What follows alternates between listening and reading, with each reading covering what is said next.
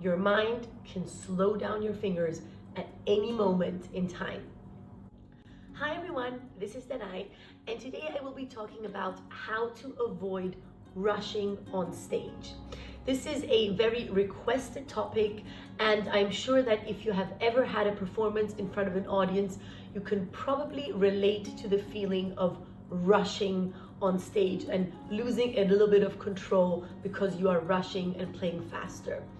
From conversations that I have had with friends and many other musicians, I know that this is a very common problem. This is something that most of us, maybe not all of us, but most of us have experienced and have all found our own mechanisms and steps to counter. And today I will be talking about what I do to avoid rushing. I am one of the many people that have also experienced this problem when you're just a little bit nervous or are experiencing a little bit of stage fright, or maybe are feeling a little bit insecure about a passage.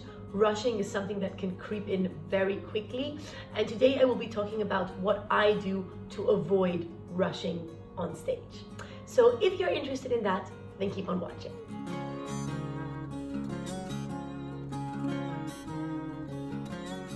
First of all, where am I today? I am in an airport hotel on the island of Lesbos in Greece. It's a bit of an unfortunate story. Today I was supposed to be flying to Sweden, but because Greece is experiencing some extreme bad weather conditions with snow and ice, all the flights got cancelled. So I am in an airport hotel now, and I'm really hoping that I will be leaving tomorrow morning. Actually, I know that I won't be leaving tomorrow morning because my morning flight is cancelled as well, but I hope that I will be leaving in the afternoon with the first possible flight, because I have a rehearsal with the orchestra coming up, and obviously I really don't want to miss it. So let's see how the story is going to unfold, but for now I'm in this airport hotel hoping to get off the island and to Sweden as soon as possible. So for me personally, rushing is something that I experienced ever since I was very young. From the first performances where I was a little bit nervous and maybe not feeling 100% prepared or anything like that, I had the mechanism of let's rush. It's something that has happened to me on stage very often, especially when I was younger, and now I know what to do for it not to happen.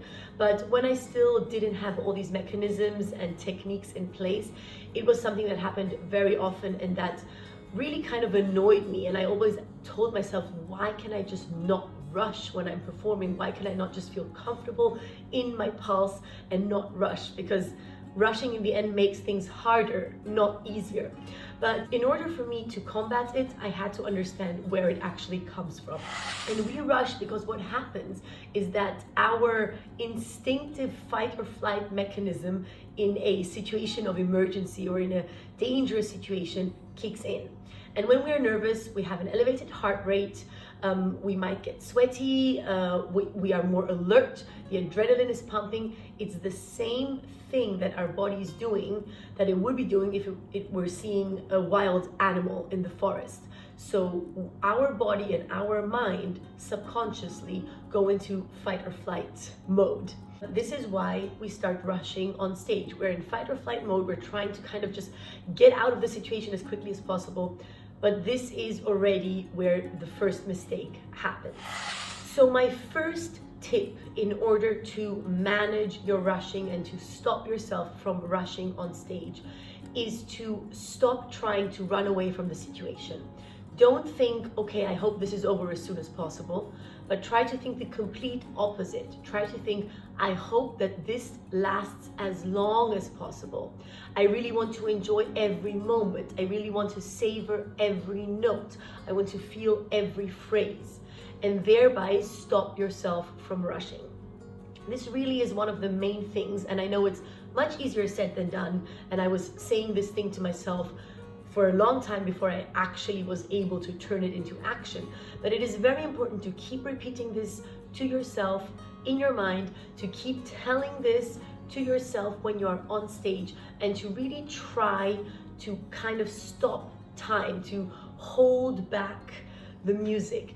And what I do specifically in order to achieve that is I really try to go on each note and really enjoy it. I press each note as long as possible within the character and tempo that I'm playing, and I really try to savor it, maybe even to an extreme, because I know that what I play on stage feels slower than it sounds in the audience. So always keep that in mind. All your movements and music and everything on stage usually feels slower to you than it does in the audience. If you listen to a recording of you playing on stage, you will probably tell yourself, oh wow, I am so fast, when you didn't realize it while you were playing on stage. So especially when you're rushing, you rush and you get to such a fast tempo, try to stop yourself, try to go to an extreme slow, and then you're probably going to be at a level where it sounds normal to the audience. So really try to savor each note and to think the opposite of trying to get it over with as fast as possible. Just try thinking, let's enjoy every moment of this. The second important tip is to put in the music. And what I mean by that is actually something that a very successful musician told me once. And what they said to me was, if you fill your head with all the things that you have to think about in order to make what you are playing sound musical. So you're thinking of dynamics, you're thinking of emotions, you're thinking of sound colors, you're thinking of articulation, you're thinking of phrasing. If you fill your head with all of that, and if you focus on all of that for each note, then there will be no space in your mind for that evil, dangerous thought of rushing. And you will stop yourself from rushing automatically because you're so focused on creating the music. So this is also an important tip that helped me a lot. And of course, you combine that with the first one, which is to enjoy every note, to not get it over with as quickly as possible, but to enjoy every note and fill it with music. The third tip that I have for you is to try to be an inner conductor. Now, when we perform as pianists, we have the, let's call it a disadvantage. Of course, it is not a disadvantage, but just in this specific situation, the disadvantage that we are alone. We don't have a chamber music partner to play with. We don't have a conductor that we look at. We are all alone. So if we start rushing, we don't have anyone to hold us back. And that's what can be dangerous. So try to create an inner conductor for yourself. And this can happen in many different forms. It can be something that you see before your inner eye, in your mind, an actual visual cue, a conductor. It can be a feeling of a pulse that you hear in your ear. It can be the accompaniment, maybe the left or right hand, depending on what type of piece you're playing, usually the left hand, that acts as a conductor. Very often I focus on the accompaniment of my left hand and kind of restrain myself from rushing because my right hand is playing complicated figures and my left hand is kind of holding me back by being that conductor. Whatever it is, maybe even very silently count or have a little sound like something like this that's going to hold you back. Try to create an inner conductor. Practice with a metronome at home. I would also recommend that, especially passages that you rush usually on stage. Turn on the metronome and practice them at home just so you see how much time you actually have to play them. And then try to transfer that feeling of having a metronome or someone conducting you and find your inner conductor on stage.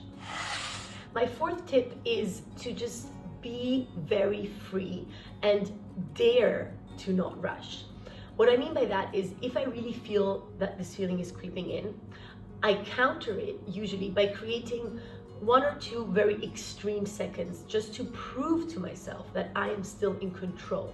So for example, if I'm in a passage full of fast notes, I just very consciously slow it down to an extreme, or at least to me it feels in that moment that I'm slowing it down to an extreme, and play a very extremely free phrase just to remind myself, hey, your fingers are not running away from you, you are in control.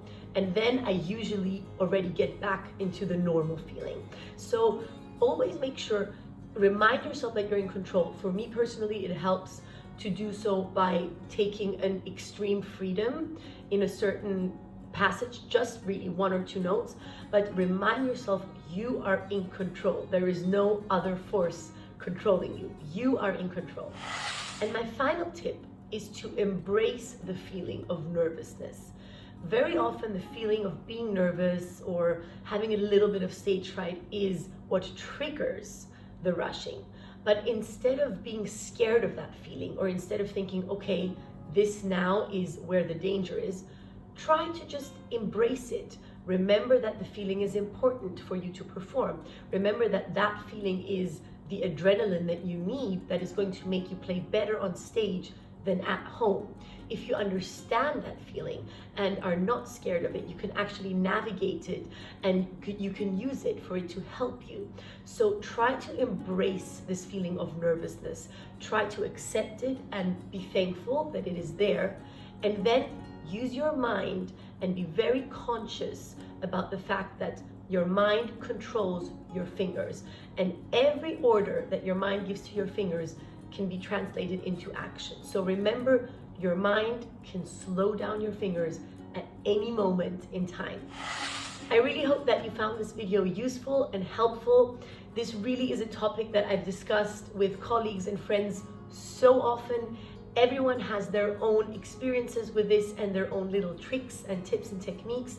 Let me know what you do. Let me know if you have this problem, but I'm pretty sure that many of you can relate and have experienced it. Definitely let me know your thoughts. I always find it interesting to hear the perspective of other musicians, especially on such a common subject like this one.